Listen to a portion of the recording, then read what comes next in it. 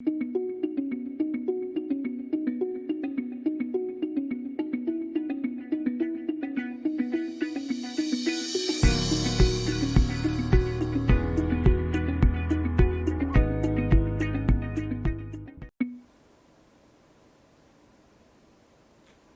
noite a todos. Este webinar Contabilidade e Novas Moedas, promovido pelo MBA Contabilidade em FRS, da Fundaci USP.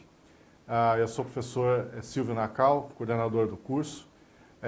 Nós estamos aqui ao vivo nos estúdios da FEA Ribeirão Preto, da Universidade de São Paulo. Eu estou aqui com o professor Marcelo Botelho, ele vai se apresentar. Bom, meu nome é Marcelo Botelho, também sou professor junto com o Silvio aqui na FEA USP Ribeirão, no Departamento de Contabilidade e também um dos coordenadores do MBA Contabilidade em FRS. E acabei de retornar aí de um pós-doutorado no MIT, na área de contabilidade financeira, e tivemos a oportunidade de discutir esse tema de contabilidade, novas moedas, criptomoedas. Então, a ideia é poder trazer um pouquinho dessa discussão para vocês, para a gente poder discutir junto. Este webinar tem a duração de 1 hora. Nós vamos aqui fazer uma discussão, né, sobre o assunto. Vocês podem mandar perguntas, nós estamos aqui ao vivo. Nós vamos responder as perguntas ao final desse webinar. Botelho, talvez seria interessante você falar um pouco sobre o que são as criptomoedas, né? Ótimo. As criptomoedas surgiram recentemente, principalmente com a figura do Bitcoin, né?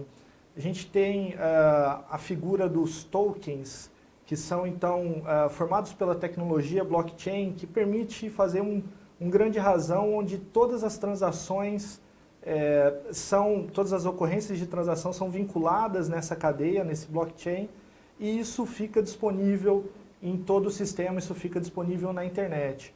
Então isso gera uma validade externa muito grande, porque eu não teria a possibilidade de manipulação, uma vez que tudo isso estaria disponível. No surgimento do Bitcoin, que é a primeira criptomoeda, hoje a gente tem alguns milhares de criptomoedas existentes, o objetivo era que, seguindo um algoritmo computacional, essas criptomoedas fossem mineradas, fossem encontradas, e a partir de então elas pudessem existir como uma moeda intangível, uma moeda que não existe, que não é regulamentada por um governo, mas que teria o seu valor intrínseco associado ao seu poder de troca. A mais famosa é o Bitcoin, tá certo? Exatamente. Como é que é exatamente o modelo de negócios do Bitcoin? Então, pensando no ambiente das empresas, dos negócios, a gente tem que entender que as empresas elas podem utilizar as criptomoedas de algumas maneiras com finalidades diferentes. E esse modelo de negócios para as empresas é que, de certa maneira, vai servir como um grande direcionador de como a contabilidade vai reconhecer isso.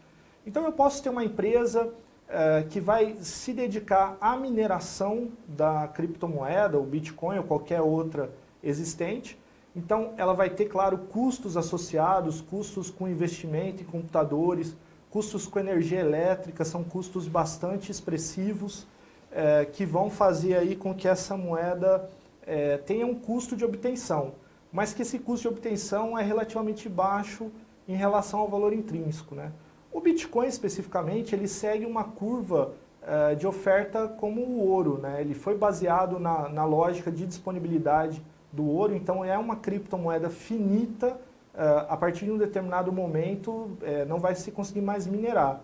Mas as empresas que se dedicam à mineração, a partir de então, vão poder gerar ganhos com a validação das operações do Bitcoin. Então tudo isso é uma estrutura de computadores, de servidores, de equipamentos, de energia, que tem um gasto muito alto e que funcionam aí como um meio de negócio. No Brasil, eu não tenho conhecimento se a gente tem empresas, pelo menos não de capital aberto, mas vocês internacionalmente têm alguns fundos que se dedicaram especificamente a essa mineração.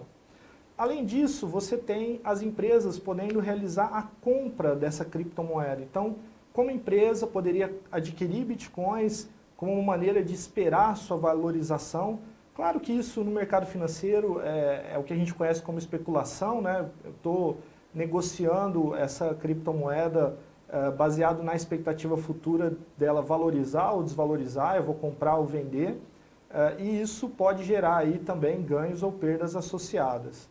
Uma terceira função dentro do modelo de negócio das empresas seria como meio de pagamento, né? E aí é a ideia mais de moeda de fato, né? Eu estaria utilizando a criptomoeda, o Bitcoin ou qualquer outra, como meio de troca. Então eu receberia dos meus clientes com a criptomoeda, eu pagaria meus fornecedores com a criptomoeda, né?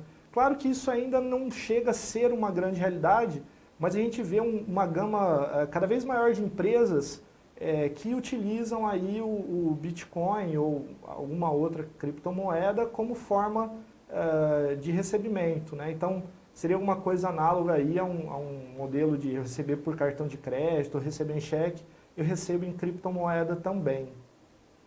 Isso tem como vantagem simplificar o processo e os custos vêm se reduzindo ao longo do tempo.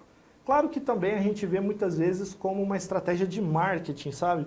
As empresas acabam anunciando, não, recebemos, tem uma incorporadora no Brasil que recebe a entrada do imóvel em Bitcoin, tem pizzarias que recebem o pagamento da pizza em Bitcoin. Então, isso acaba sendo também um marketing associado à empresa para poder fazer essa negociação. Dizer que é uma empresa inovadora. Exatamente, eu estaria mostrando ao mercado que eu estou acompanhando as novas tendências. Então, tem um aspecto de meio de transação, mas hoje ele ainda é muito relacionado ao marketing das empresas. Então, agora trazendo um pouco para a contabilidade, né? Digamos que eu tenha adquirido um certo número de bitcoins, tá certo? Bitcoin ou uma criptomoeda é um ativo? Acho que essa primeira pergunta é o ponto inicial que vem aí, acho que até de uma análise da estrutura conceitual, de como a criptomoeda deve ser reconhecida, né? Se a gente pensar no conceito de ativo, que eu tenho lá uma expectativa de benefício econômico futuro, que é um recurso econômico presente, decorrente de eventos passados e que está sob controle da entidade, então ela consegue limitar o acesso de terceiros a esse benefício, com certeza o Bitcoin ou a criptomoeda é um ativo, né? Porque toda essa estrutura de proteção até do blockchain possibilita que eu tenha o benefício futuro do valor associado, o valor intrínseco dessa criptomoeda. Agora, o grande problema é que a gente não tem uma norma específica para tratamento do Bitcoin. Tem surgido alguns grupos de estudo, FASB nos Estados Unidos, o próprio IFRS no IASB, tem grupos de estudo que estão se debruçando sobre esse tema, o CPA do Canadá também soltou algumas informações recentes. Então, a gente ainda não tem uma norma específica para delimitar esse tratamento. E aí o grande questionamento é quais poderiam ser os tratamentos contábeis dados a essas criptomoedas, né? Então, porque eu acho que é interessante, bom, a gente fala moeda, né? Logo a gente vai associar a caixa, tá certo? Mas quando a gente olha para a definição de caixa ou de equivalente caixa, a gente vê que não encaixa bem, né? Certo? A gente não tem exatamente uma clareza de que há um encaixe perfeito naquela definição, né? Exatamente. Quando a gente pensa em caixa, a gente está pensando numa moeda como um grande meio de troca, né? E hoje ainda as criptomoedas não conseguem atender a essa necessidade de ser um meio de troca, né? Claro, tem o problema da regulamentação legal do próprio país, por exemplo, não é uma moeda regulamentada no Brasil, não é uma moeda regulamentada aí na maioria dos países, então isso já é um grande limitador do reconhecimento como moeda. Mas principalmente a moeda como meio de troca, ela está associada a um valor intrínseco que seja percebido.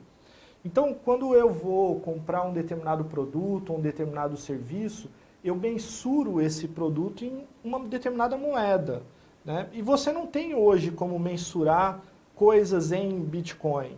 Mesmo as empresas que utilizam isso como recebimento, né, como forma, vou vender uma pizza recebendo em criptomoeda, elas não vão falar, olha, o valor dessa pizza é mensurado em criptomoeda. Provavelmente elas vão colocar o valor dessa pizza na sua moeda local, na sua moeda corrente, na sua moeda funcional, aquela que a empresa atua, e ela simplesmente vai trabalhar com uma taxa de conversão por algum mercado cambial aí de negociação dessa criptomoeda para fazer o espelho e ter um valor, né? Então você pega, por exemplo, algumas empresas como Microsoft, Valve, são empresas que têm... A Microsoft tem um braço muito grande de games e a Valve é uma empresa de games, tem o Steam, é uma plataforma de videogames na internet que se vende os videogames. E elas, por esse apelo muito tecnológico, muitas vezes aceitam, né? Essas duas empresas aceitam bitcoins. Em momentos que a gente viu muita volatilidade do Bitcoin, por exemplo, algumas delas tiraram a opção de pagamento pelo game, pelo jogo, em criptomoeda, justamente porque eu não teria um parâmetro claro de qual seria o valor daquela moeda, né? Eu passo a ter essa capacidade de mensurar. Então, o uso disso como caixa acaba ficando muito prejudicado. Inclusive na definição de equivalente caixa. Porque Exatamente. A definição de equivalente caixa tem essa questão da volatilidade. Exato. E aí quando você fala, bom, não é um caixa, mas pode ser um equivalente de caixa, você tem a figura que o equivalente de caixa ele não é um recurso na moeda corrente, mas ele pode ser transacionado. E aí o Bitcoin se adequa. Porém, ele não pode ter risco associado, né? Teria que ter um risco baixo. E o Bitcoin a gente vê, e não só ele, como todas as outras criptomoedas, eles têm uma grande oscilação. Em parte, essa grande oscilação vem de movimentos especulatórios, então isso aí é entendido, fica na moda, né? Vamos comprar Bitcoin, vamos comprar criptomoeda porque está valorizando. E em parte porque a própria base monetária da criptomoeda é pequena, né? Pegando o Bitcoin que segue uma curva do ouro, né? O padrão ouro foi deixado de lado lá no acordo de Bretton Woods por não ter capacidade de servir como lastro para todas as moedas mundiais. Não existia quantidade suficiente. Então, existe um problema no Bitcoin nesse sentido. Algumas discussões vêm na lógica que o Bitcoin é muito mais fracionável do que o ouro, ele tem 8 casas decimais, eu poderia fazer uma fração e isso geraria um efeito multiplicador.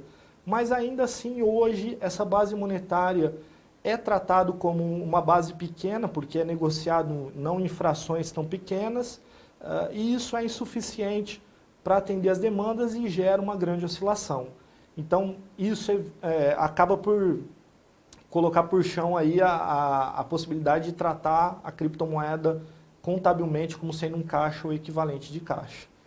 Pois é. Aí, assim, o que parecia ser o tratamento mais direto, né, para uma moeda, né, uma criptomoeda, né, que é o de caixa, acaba não dando certo. Então, a gente precisa pensar em outras formas de classificação. Só até para complementar, Silvio, alguns aventam também a questão da moeda estrangeira, né? Eu poderia tratar aquilo como uma moeda estrangeira,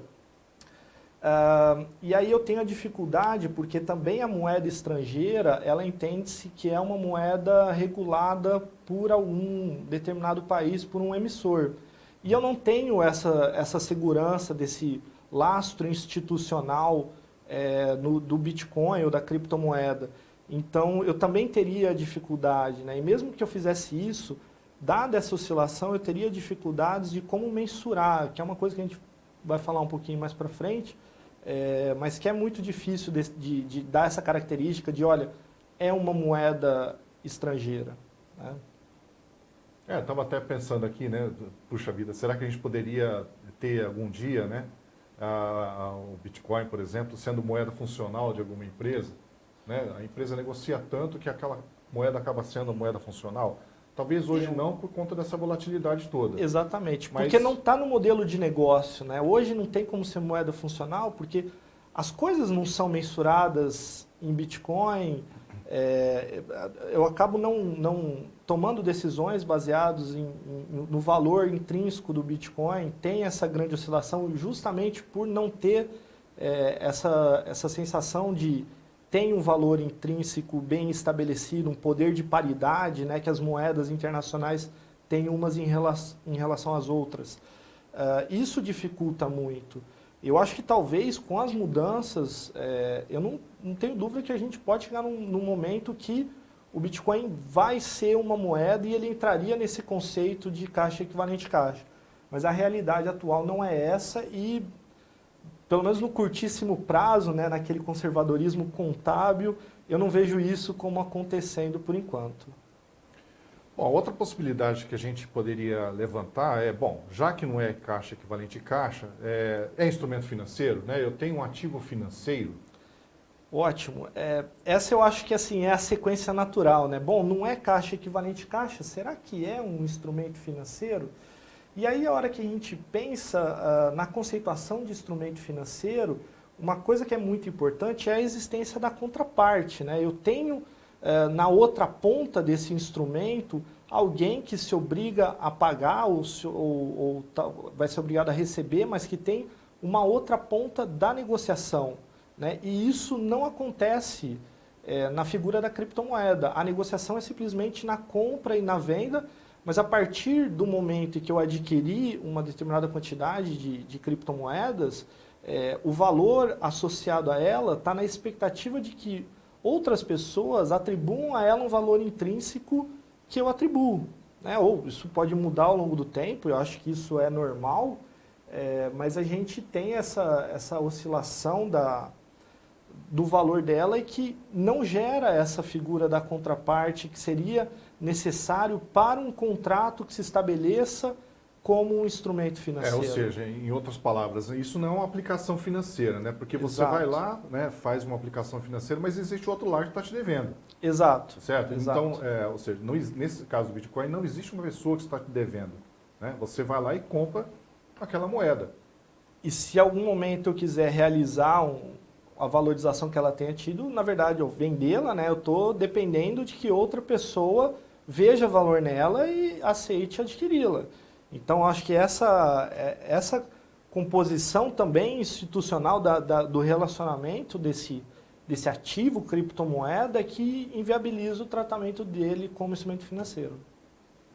Pois é, mas aí veja, que interessante, né? Eu acabei de falar, eu compro uma criptomoeda. Poderia ser classificado como estoque? Então, alguns materiais técnicos que a gente encontra, tem uma discussão do próprio CPA Canadá e as discussões trazem essa figura do estoque. Já é alguma coisa que eu detenho, né? Então tem essa característica. E até validando a questão do instrumento financeiro, porque eu como empresa posso minerar o Bitcoin. Então ao minerar, eu não tenho um custo de compra, eu tenho um custo de aquisição, que é um investimento, mas que diluído esse equipamento, essa energia elétrica para minerar acaba sendo muito baixo, então eu tenho, na verdade, uma aquisição a um valor baixíssimo, que seria o equivalente a uma produção, uma extração de recursos naturais. Então isso poderia ser pensado, olha, será que é um estoque? Eu minerei isso está em poder da minha empresa, então eu estou estocando, porque o meu objetivo nesse modelo de negócio eu vou minerar para revender no mercado, poderia ser pensado como sendo um estoque. E aí o ponto que eu acho que cai esse tratamento é a questão da tangibilidade, né? O estoque é alguma coisa que existe fisicamente e que eu vou ter a capacidade, então, de movimentá-lo e de negociá-lo. Então, o Bitcoin ele tem essas características da extração nesse modelo de negócio para a empresa, como sendo uma mineradora de Bitcoin, de reservar ele como sendo um ativo e de negociá-lo, vendê-lo no mercado. Mas ele carece dessa necessidade que eu tenho na norma de estoque de ser algo tangível, de ser algo que exista de fato. Então eu não consigo dar esse tratamento em virtude dessa necessidade. Entendi. Bom, mas, assim, é interessante, né, que o CPC 16 tinha uma parte que falava sobre estoque de serviço, né? E ela foi revogada porque, na verdade, isso passou a ser custo incremental, né? Acho que esse é o termo, né? Custo incremental na norma de receita CPC 47, né? Ou seja, Isso. na verdade como se fosse um estoque de serviço, né? Correto? Mas é com um outro nome, né? E Mas eu acaba dizendo, acho que também não encaixa bem no estoque de serviço, porque, na verdade, aquela figura do estoque de serviço estava mais associada a um projeto, né? isso, tem que ser um projeto que você desenvolva por um Exatamente. contrato, né? Então, assim, eu tinha uma realização do projeto, uma finalização do projeto, e porque o serviço tem essa característica, conforme eu executo, na verdade, eu estou transferindo ele já ao meu cliente. E o Bitcoin não teria essa característica, porque eu poderia gerar o Bitcoin por mineração ou adquirir e deixar ele guardado as chaves dele guardadas num servidor, em algum aspecto de storage, de armazenamento aí, por muito tempo e só negociá-lo quando eu quisesse. Então, eu acho que esse paralelo que você faz é interessante, mas ainda assim não justifica. Também não dá para encaixar. Exato. Agora, esse aspecto de intangibilidade nos faz pensar se poderia ser classificado, então, como um intangível. Ótimo. Talvez hoje, dentre as classificações que vêm sendo discutidas, de estoque, de instrumento financeiro, talvez o intangível seja que mais se aproxima, né? O intangível, obviamente, ele tem essa característica de não existir fisicamente, então isso está adequado. O intangível, ele pode dar um tratamento para ativos que não tenham uma vida útil definida, e isso serve muito bem, essa terminologia, para as criptomoedas, porque elas não têm, a princípio, uma vida útil definida, né? Então, vira e mexe a gente vê na mídia aí o caso de alguém que comprou o Bitcoin lá no comecinho, quando custava $1, e o cara guardou isso num HD externo, num pendrive, esqueceu isso na gaveta. Tem alguns casos lá que jogou isso fora, e alguns anos depois encontrou e descobriu que tinha lá algumas centenas de milhares ou até milhões de dólares, uma fortuna esquecida, né? Então eu acho que isso atende. Então, ótimo, eu tenho algumas características do intangível que servem. O fato de ser propriamente intangível e o fato de não ter uma vida útil definida. Eu acho que a norma de intangível trazer isso casa bem com uma característica das criptomoedas. Porém, outra coisa que eu preciso estabelecer em relação à criptomoeda é o valor dela, a sua mensuração. Mas antes disso, ainda vou pegar na questão da definição. Tá. Porque o intangível é definido como um ativo sem substância física, tá certo? Que é a característica do intangível, mas também não monetário e identificável, né? Bom, identificável identificável ele eu acho que é bem definido. Não monetário. Não monetário, perfeito. Eu estava esquecendo disso, obrigado. Por isso que é bom ter um bom debatedor junto, né? Não monetário. E isso é um grande problema, né? Eu acho que fica claro que a criptomoeda representa uma medida de valor per se, né? Por ela mesma. Então, isso já traz essa característica dela ser monetária, né?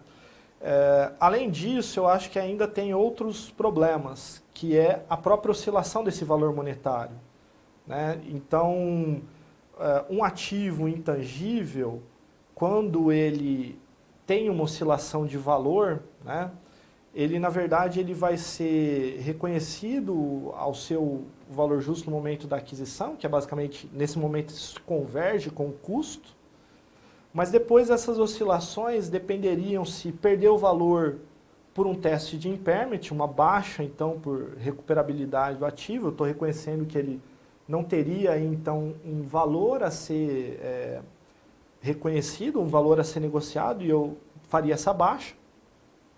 Ou no caso de um ganho de valor, eu teria que trabalhar no conceito de reavaliação de ativos, né, que é permitido na norma internacional, no IFRS, é permitido nos Estados Unidos, no FASB, mas que especificamente no Brasil, por conta da Lei 11.638, a lei veda a possibilidade, né, proíbe a reavaliação de ativos. Então, primeiro, eu já teria uma grande dificuldade, porque essa oscilação do valor do Bitcoin ou da criptomoeda, você pode acompanhar as cotações pelas casas de negociação que você tem aí na internet, né, as bolsas. Isso ocorre ao longo do dia, com até, dependendo do dia, uma forte oscilação. Então, a gente teria, acho que, uma dificuldade de operacionalizar em como fazer esses ajustes, porque eu teria esses ajustes quase que a minuto, né? Claro, não precisa reconhecer a minuto, mas eu teria que estar reconhecendo recorrentemente. E que a própria lógica do intangível é que isso não aconteça, né? Por isso ele faz a especificação de não ser monetário, por não ter essa característica. Então isso inviabilizaria muito o reconhecimento. Ainda assim, alguns meios de discussão vêm colocando como o ativo intangível talvez o melhor tratamento na falta dos demais, mas que teria essa grande dificuldade, não na classificação no momento inicial, mas no reconhecimento subsequente, que eu precisaria fazer mensurações constantes e ajustes relativos a ganho ou perda, né? E esses ajustes relativos a ganho ou perda, sendo intangível, na verdade eles teriam um reconhecimento da perda, da baixa, que seria um impairment, direto no resultado, mas o ganho não transitaria diretamente pelo resultado, né? Eu teria um ajuste de avaliação patrimonial para, na realização, reconhecer. Então você vê assim que, apesar de algumas fontes e alguns fóruns de discussão tá falando, olha, o que encaixa um pouco melhor seria essa definição do intangível, ainda assim é muito fraca, tem muito problema. E no caso brasileiro, de uma questão legal da 11.638, na verdade, eu não teria como dar esse tratamento, porque eu só reconheceria as perdas, eu não reconheceria as valorizações da criptomoeda, né? Então, eu acho que é uma delimitação muito limitada. Apesar de, por exemplo, o CPA Canadá, alguns materiais técnicos de auditoria vêm falando que esse poderia ser um meio termo até se ter uma definição mais clara pelos reguladores, eu ainda acho que é muito problemático fazer esse tratamento. Então, mas você estava falando da mensuração ao valor justo, né? Se a gente fosse tratá-lo como intangível e fizesse avaliações, essas avaliações iriam para patrimônio líquido, né? Exatamente. Agora, será que essa variação, essa oscilação, né, essas mudanças da mensuração ao valor justo não deveriam ir para resultado, né, em determinadas situações, certo? Ou seja, se eu fosse pensar um pouco, né, sem pensar na classificação, mas pensando no tratamento que é dado para os instrumentos financeiros... A essência, né, da operação... Lembra, quando eu falei do modelo... Desculpa te interromper, mas quando eu falei do modelo de negócio, eu falei, olha, eu posso minerar para vender, eu posso comprar para especular e eu posso simplesmente usar como um meio de pagamento, um meio de troca.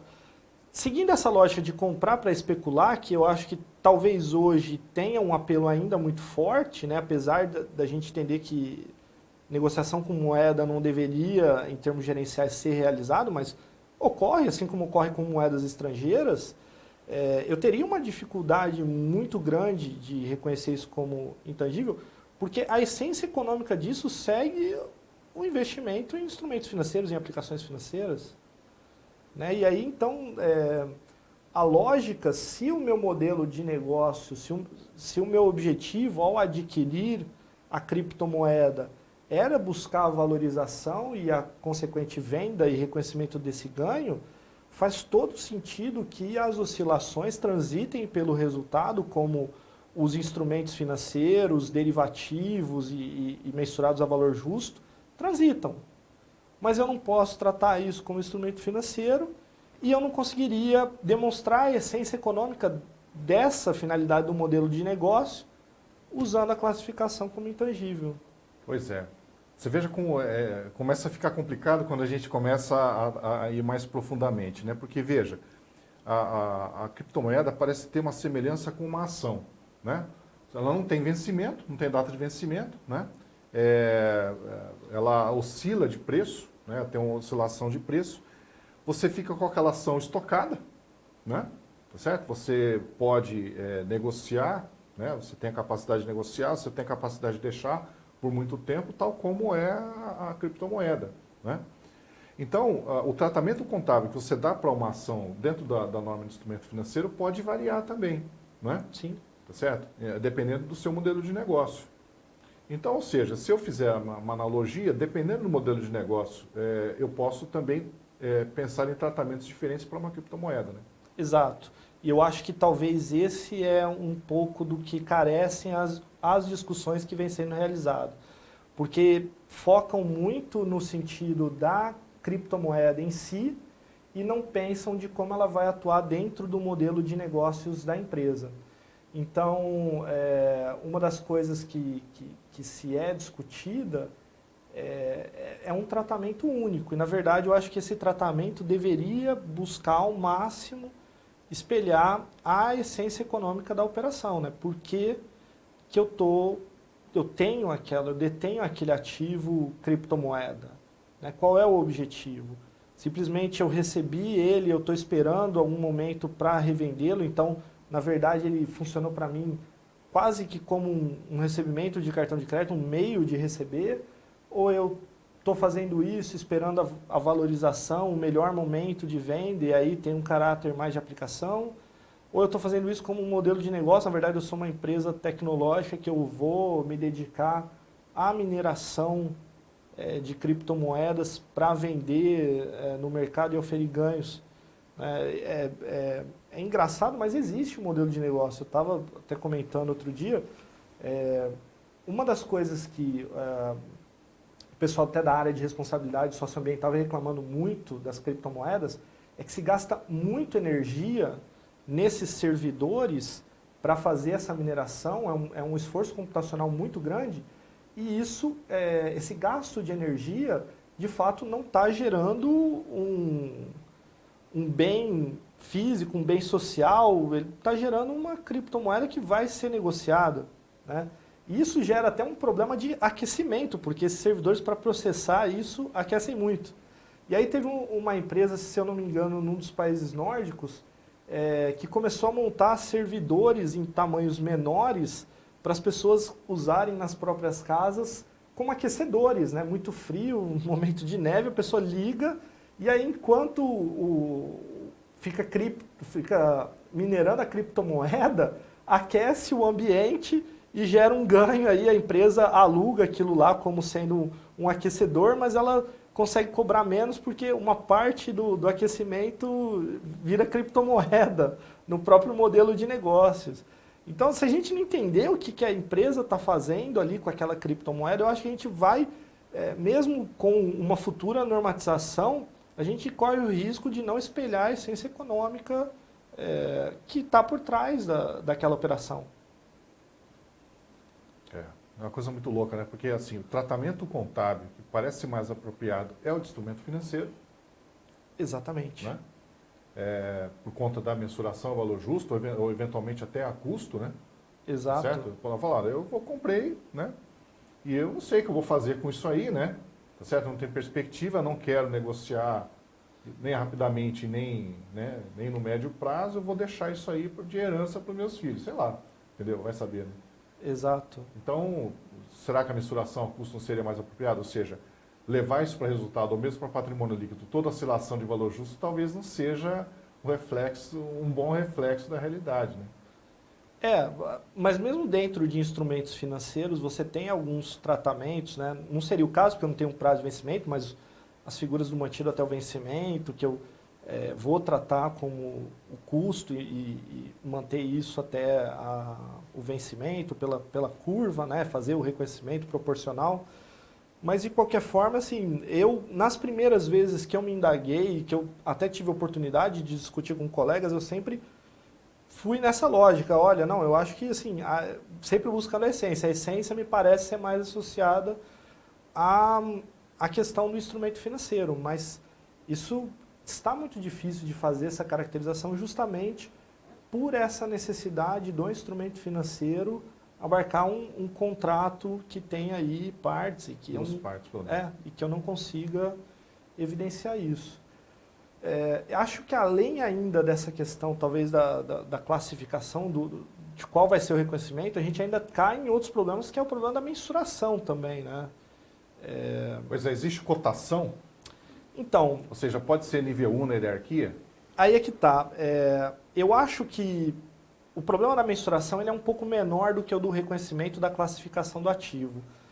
Então, eu acho que ainda, assim, a norma de valor justo, o IFRS 13 e o CPC 47, eles atendem bem a característica da criptomoeda. Eu tenho cotação, né? Então você tem bolsas online que são negociadas. Claro que não existe ainda uma convergência, então, se você for pensar, se não tivesse custos de transação e algumas dificuldades operacionais, ainda seria possível fazer algum tipo de arbitragem, porque às vezes em bolsas diferentes e sendo um ativo padronizado, né, eu tenho cotações diferentes, porque atendem a mercados locais, né, e mesmo assim é uma tecnologia que permite o envio de recursos diretamente. Então, apesar de eu comprar, normalmente eu abro uma conta numa corretora que ela está associada a uma bolsa e eu faço a compra e venda dentro dessa bolsa, a tecnologia ela é ilimitada. Eu poderia, com as chaves desse Bitcoin ou dessa criptomoeda que seja, fazer envios para qualquer lugar do mundo, né? Então, sim, eu tenho cotações. Claro, eu vou cair em alguns problemas que o próprio CPC 47, a norma de valor justo, nos traz, que é qual é o mercado que eu vou cotar, né? Então, seria o mercado que eu tenho acesso, a bolsa que eu já estou vinculado, ou se eu tenho mais de um, qual seria o mercado mais vantajoso. Vai ter uma pequena discrepância, mas é plenamente factível. Mas ainda assim é uma coisa que não espelha o potencial futuro como meio de troca, né? Uma reportagem, se eu não me engano, da semana passada do Financial Times estima que pelo menos $1 trilhão deve gerar incrementos em negociações entre empresas de pequeno e médio porte em compras e vendas internacionais impulsionado pelas criptomoedas. Por quê? Porque os custos de transação para emitir uma ordem de pagamento, uma ordem de recebimento internacional, ainda são muito altos e a criptomoeda funcionaria muito bem para isso. Então, os especialistas da área aí preveem que o comércio internacional para pequenas e médias empresas que não teriam acesso a esses meios de ordens de pagamento internacionais, porque seriam ainda muito custosos, teriam aí um incremento mundial de $1 trilhão pela facilidade que a criptomoeda geraria. Então, talvez a gente comece a convergir para uma cotação mais global e não tanto para mercados locais como a gente tem hoje. Mas eu consigo fazer essa cotação para mensuração. Então, eu teria sim aí a figura do valor justo mensurado com informação do nível 1. Né? Algumas criptomoedas vão ter uma liquidez menor. Tá? E aí, no máximo, eu chegaria a um nível 2, porque ou eu teria transações mais defasadas, ou eu trabalharia com algum modelo vinculado aí a uma outra criptomoeda, se ela tiver uma oscilação próxima, mas eu consigo chegar numa informação nível 2. Mas tem ainda dificuldades práticas de como fazer isso. Né? Então, eu vou encerrar as demonstrações contábeis em 31 de dezembro. Eu tenho lá um volume material, que eu acho que esse problema que a gente está discutindo, boa parte dos contadores estão sentindo, mas ainda não virou alguma coisa tão premente, porque ainda dentro do modelo de negócio das empresas, o volume de criptomoeda ainda não é material. Quando isso passar a fazer parte do dia a dia, seja como meio de troca, seja como ativos que ela vai negociar no mercado, isso vai ser mais premente essa necessidade. Bom, mas eu estou lá em 31 de dezembro, eu preciso fazer o fechamento das minhas demonstrações financeiras, das minhas demonstrações contábeis, e eu preciso pegar uma cotação. E aí? Pego no meio-dia, pego da... Porque é um mercado 24 horas, será que eu deveria pegar 23h59 do dia 31 de dezembro a cotação? E dado essa oscilação que existe nesse mercado, pode dar uma certa diferença em termos monetários. Então, eu acho assim, talvez mais importante do que pensar em qual é o momento ou qual a cotação, é pensar na consistência, né? Se eu definir pegar de tal bolsa por entender que ela é o mercado mais vantajoso ou porque ela é o mercado que eu vou acessar, se eu falar, olha, por uma definição prática eu vou pegar a cotação do meio-dia do dia 31 de dezembro, e por aí vai, e mantiver a consistência disso para verificar as variações ao longo do tempo, eu acho que é importante. Porque não vai existir, talvez, aí um melhor momento para você fazer isso. E sempre, pelo menos no curto prazo, com essa base monetária menor, tem discussões práticas para resolver isso, mas ainda é um problema de definir qual é esse momento, de fazer essa cotação. Deixa eu só interromper um pouquinho. Eu queria lembrar o pessoal aí que vocês podem fazer perguntas, né? Nós estamos aqui ao vivo, ok? E nós vamos então aí discutir as questões que eventualmente vocês tiverem daqui um pouquinho, né? Já está... Estamos chegando quase no final, daqui a pouquinho a gente já abre para perguntas. Isso aí. Agora, aliás, acho que é interessante até falar, né? Esse ambiente que vocês estão aí, né, assistindo esse webinar, é o mesmo ambiente que a gente que a gente tem aqui, né, usando no MBA, tá certo? Acho que é interessante como experiência, né, das Sim, pessoas aí. Um MBA à distância, né, já conhece um pouco como que é. Isso. Agora, fiquei curioso aqui, existe derivativo de criptomoeda? Futuro? Você sabe? Tem? Olha, eu não sei, tá aí uma boa pergunta que eu acho que vale a pena até procurar. Porque eu tenho conhecimento, não, mas derivativo, por definição, se existe um ativo, pode-se montar um derivativo, né? Então eu acho que não vislumbro muito, de novo, uma necessidade de se criar um derivativo para a criptomoeda no curto prazo, porque acho que o mercado spot já gera oportunidade de ganho com oscilações para o especulador, e não acho que o ambiente de negócios ainda tenha tanta abrangência como meio de pagamento ou como modelo de mineração, que eu vou estocar para vender no melhor momento, para pensar em fazer um hedge, que talvez aí um derivativo seria uma boa opção.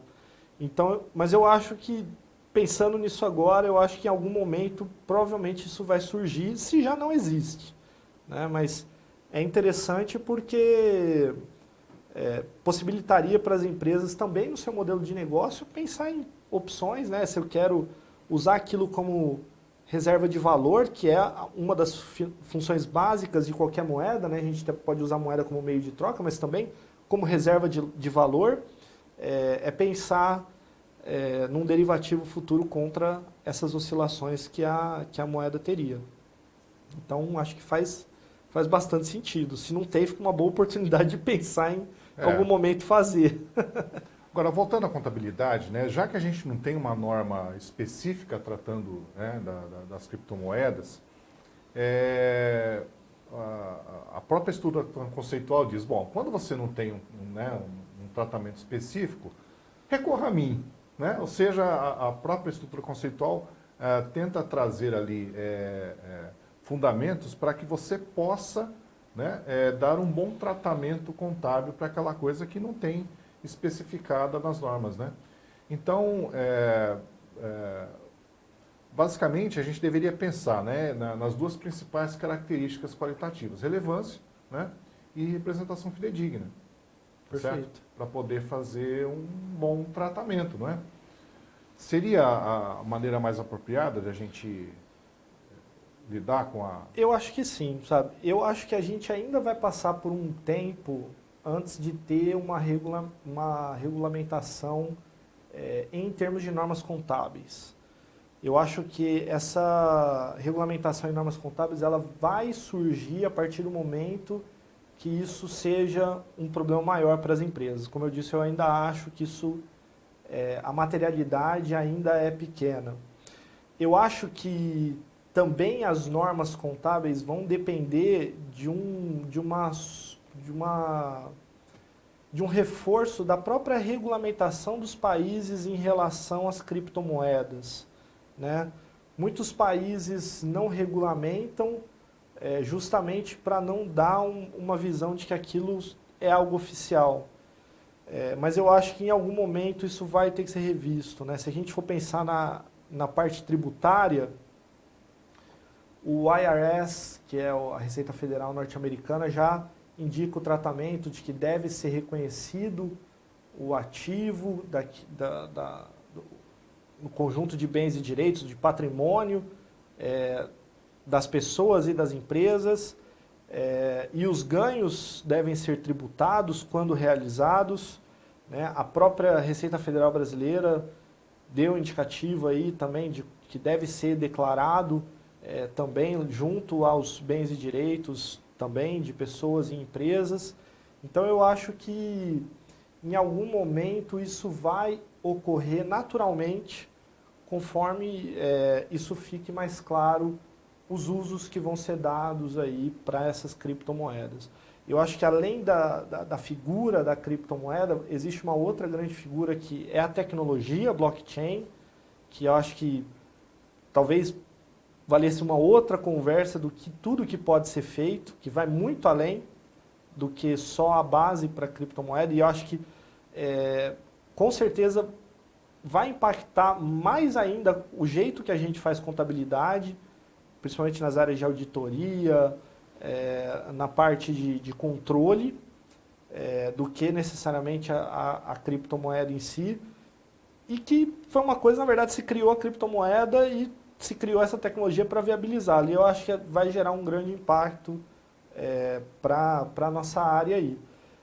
Mas eu acho que em algum momento vai ficar mais claro por parte dos reguladores como a gente deve dar esse tratamento, porque a gente vê que assim, não dá para pegar o que a gente tem hoje e dar um tratamento claro para isso. Agora, quanto tempo isso vai demandar? Não sei, né? Se a gente pensar em FRS, a gente teve lá atrás a norma de recursos naturais, fazendo um paralelo com a figura da mineração, que era uma norma extremamente simples, mas que não atendia a essência econômica da própria operação, e que foi revogada, entrou na linha de discussão e até hoje aí não tem um encaminhamento. E nem por isso as empresas deixaram de reconhecer os seus ativos de minas, de água que eles têm. Então eu acho que a gente vai manter esse tratamento, eu acho que é um ativo, isso não deixa dúvida. Acho que a mensuração ao valor justo é uma coisa muito natural da própria essência da criptomoeda, e acho que talvez os detalhamentos do ajuste fino disso depende da essência econômica da operação, de entender o modelo de negócio que a empresa está utilizando aquela criptomoeda, né? Tá certo. Agora, eu acho que uma questão importante aí, né, assim, bom, eu tenho uma criptomoeda, né, é uma quantidade lá de criptomoedas. Acho que além da questão de mensuração, né, mensuração e o reconhecimento, né, e a classificação, o tratamento contábil todo, eu acho que muito importante a questão da evidenciação, né, ou seja, da divulgação de informação em nota explicativa sobre aquilo, né, em condições, o que você pretende fazer, sei lá, né? As notas explicativas sempre vão complementar as demonstrações contábeis no sentido de trazer aí, principalmente uma exposição aos riscos da operação. Então eu acho que as criptomoedas têm essa figura da volatilidade, do risco muito associado, e isso com certeza tem que ser muito detalhado em nossos aplicativos. Eu acho que esse detalhamento, quanto maior ele for, mais positivo vai ser, né? Bom, acho que já pode ir às perguntas, né? Ótimo. A Laís Munhoz está perguntando aqui, né? Olá, professores, vocês comentaram sobre a dificuldade de mensurar as criptomoedas devido à volatilidade. Porém, ainda sobre blockchain, temos os smart contracts, né? Que trazem a segurança necessária que os contratos serão cumpridos. Como fica o tratamento diante de aspectos tão diferentes? Legal. Muito obrigado aí, Laís. Eu acho que assim, os smart contracts são usos da tecnologia de blockchain para a realização de contratos, né? Então, é uma coisa que eu acho que cada vez vai ser maior, que eu tenho essa figura de não guardar uma operação em um servidor ou em um ambiente específico, numa nuvem, por exemplo. Então, quando você, por exemplo, vai lá e coloca o seu dinheiro num banco de investimento, na verdade ele vai ser uma informação num sistema fechado, que pode estar em um servidor físico isolado ou numa nuvem, mas que se eu acessar esse ambiente do servidor, da nuvem, eu consigo alterar e ninguém vai saber que isso foi alterado. Com o blockchain, isso aí está diluído na internet, né? Está esparramado por lá. Então, se eu fizer qualquer alteração indevida em uma parte da cadeia do blockchain, isso vai ser detectado por redundância na internet e eu vou verificar que aquela informação não é confiável, eu vou descartá-la e vou manter as outras informações que validam. A criptomoeda em si, ela é muito segura, porque o blockchain é muito seguro. Quer dizer, essa volatilidade do risco, Laís, ela está muito mais associado a uma oscilação de quanto as pessoas percebem o valor da moeda do que necessariamente do risco associado a ela. Então, o risco, na verdade, é determinado por oferta e demanda. E conforme essa oferta e demanda se altera, eu vou ter uma maior oscilação. Então, eu imagino que com uma maior estabilidade dos mercados, isso tende a diminuir essa volatilidade, né? Mas essas questões vão ser bem reconhecidas aí. Eu acho que, mesmo que eu tenha uma norma específica, ela vai ser capaz de dar tratamentos adequados e, como a gente falou, até então a gente tem que olhar a essência da operação. Ok. Bom, o Wellington Bruno da Silva Esteves está perguntando assim, ó, já existiu algum posicionamento em relação à tributação de ganhos ou perdas relacionados a criptomoedas no Brasil, gerando impactos em reconhecimento desses passivos tributários e também impactos em tributos diferidos? Olha, essa área tributária é mais sua do que minha, eu vou falar o que eu sei, né? O que eu verifiquei é que eu vou reconhecer e a operação, assim como em geral o fisco brasileiro trata das operações financeiras, mesmo instrumentos financeiros reconhecidos a valor justo, eles só vão ser tributados de fato na realização. Ou seja, se eu comprei uma ação, reconheci o instrumento financeiro, ela oscilou, ela aumentou de cotação no mercado, eu vou reconhecer esse ganho, isso vai fazer parte da minha DRE, vai aumentar meu lucro, mas de fato eu só vou oferecer tributação a esse ganho quando eu vender essa ação e de fato, em relação ao que eu paguei, eu reconheço o ganho e oferto tributo. No meu entendimento, e aí eu vou agora te perguntar se o Bitcoin, a criptomoeda, é a mesma lógica. Não sei se você, que é nosso professor aqui da faculdade, nessa área de contabilidade tributária, talvez tenha um conhecimento específico de algo diferente. Bom, eu não tenho notícia de que tenha, né, saído alguma coisa sobre isso na Receita Federal, por exemplo, né? Não tem, pode ser que tenha, mas eu não tenho conhecimento. Mas só complementando, né, a sua questão, então, vai depender, obviamente, do tratamento contábil que você está dando para aquela criptomoeda, né? Então, se você está fazendo a mensuração ao seu valor justo, né, toda variação de valor justo é ajustado lá no LALUR, né? Então, como o Botelho disse, se você teve um ganho, né, você vai ter um tributo diferido no passivo, né, passivo fiscal diferido, então postergando, né, o pagamento desse imposto. E a perda, ao contrário, né, vai gerar um ativo e esse tributo vai ser pago ou vai ser compensado, né, futuramente, tá certo? Acho que tudo bem, né? Acho que é bem por aí. Carlos Eduardo Ostanel. Estou aqui pensando sobre as informações iniciais e me deparei com uma dúvida simples sobre o que impede dessas moedas serem fiduciárias como o dólar, Ou melhor, o que impede que essas moedas sejam contabilizadas exatamente como o dólar? Eu acho que é um pouco que a gente falou do tratamento como moeda estrangeira, né? Primeiro porque eu não tenho um país dando lastro a essa moeda, então isso aí já geraria um problema maior.